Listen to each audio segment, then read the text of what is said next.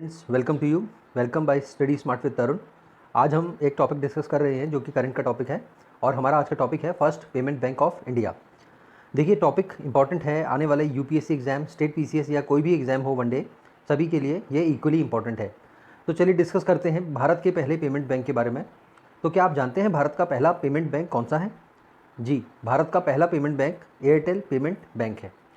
Airtel payment bank भारतीय Airtel द्वारा owned एक पेमेंट बैंक है और पेमेंट बैंक की कुछ कंडीशंस होती हैं और जो नॉर्मल बैंक हैं उनकी कुछ अपनी कंडीशंस होती हैं।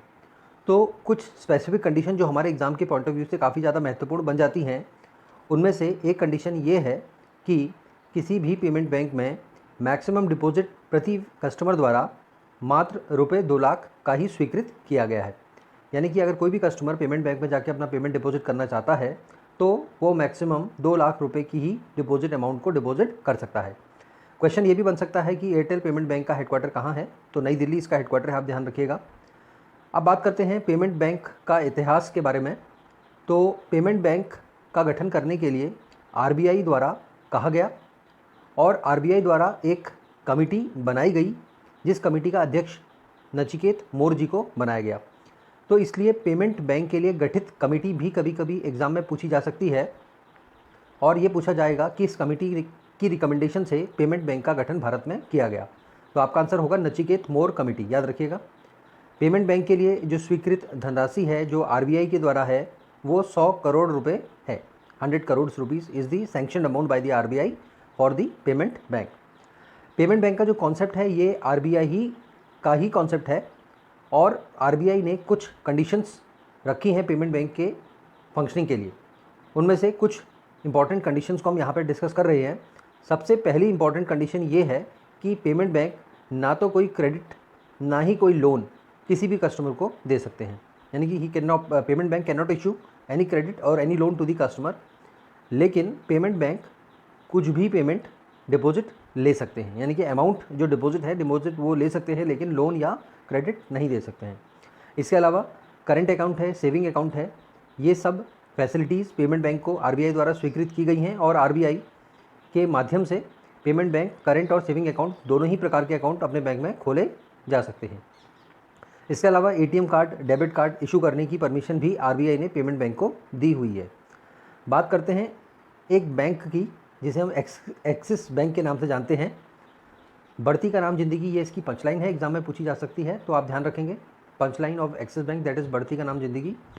एक्सिस बैंक को पहले यूटीआई बैंक के नाम से जाना जाता था। इसका हेडक्वार्टर जो है मुंबई में है और वर्तमान में इसके जो सीईओ हैं यानी कि चीफ एग्जीक्यूटिव ऑफिसर जो हैं वो मिस्टर अमिताभ चौधरी हैं। एक्सिस बैंक को हमें याद इसलिए रखना है क्योंकि axis bank third largest private bank है। तो चलिए बात करते हैं। आज हम एक्सिस बैंक भी पढ़ रहे हैं और आज हम एयरटेल पेमेंट बैंक भी पढ़ रहे हैं। इसके पीछे उद्देश्य यह है कि अभी इन दोनों के बीच में एक पार्टनरशिप हुई है करंट में, और यह पार्टनरशिप हुई है कैश कलेक्शन सिस्टम के लिए। यानी कि अगर एक्सिस बैंक का कोई कस्टमर है और वो एक ऐसी जगह पर रहता है जहाँ पे एक्सिस बैंक की फैसिलिटी उपलब्ध नहीं है, लेकिन वहाँ पे एयरटेल पेमेंट बैंक है, तो ऐसा कस्टमर, ऐसा एक्सिस बैंक का कस्टमर अपनी पेमेंट को एयरटेल पेमेंट बैंक में डिपॉजिट करा सकता है इस पार्टनरशिप एग्रीमेंट के बाद। यह पार्टनरशिप इसलिए की गई है ताकि एक्सिस बैंक और एयरटेल पेमेंट बैंक दोनों ही अपने बिजनेस को बढ़ा सकें। इनिशियली यह पार्टनरशिप भारत की टायर 3 सिटीज़ जो भी हैं तथा जो सेमी अर्बन सिटीज़ हैं उनमें यह पार्टनरशिप लागू की जाएगी। तो यही सब चीज़ें हमें ध्यान रखनी है। जो पॉइंट्स आपको बताए गए हैं उन्हें पेन डाउन ज़रूर करिएगा। पुराने जो वीडियोस हैं उन्हें रिवाइज़ ज़रूर करिएगा और मिलते हैं नई वीडियोस में। अगर वीडियो अच्छा लगा हो तो लाइक करें, सब्सक्राइब करें, हमारे चैनल को शेयर करें। स्टडी स्मार्ट विद तरुण। कोई डाउट है, क्वेरी है या पीडीएफ आपको रिक्वायर्ड है तो studysmartwitharun@gmail.com पे आप मेल कर सकते हैं। मिलते हैं नेक्स्ट वीडियो में, तब तक आप सभी का धन्यवाद। Thank you so much.